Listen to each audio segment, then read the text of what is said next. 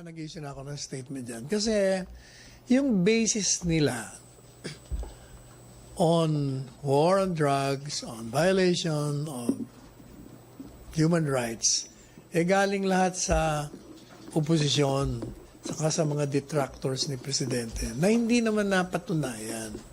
They keep on repeating the same false narratives against this government.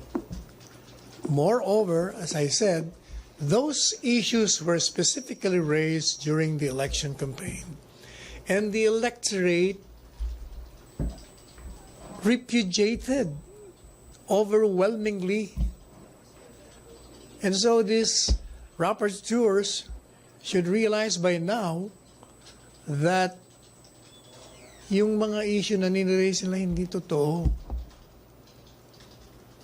Ang nangyayari, sinisiraan lang nila yung mga bansa na binabanggit nila. Moreover, how can you be asking for an investigation when you already concluded that this country has violated certain human rights and has killed many people? So what's the use of investigating kung may conclusion ka na? Diba?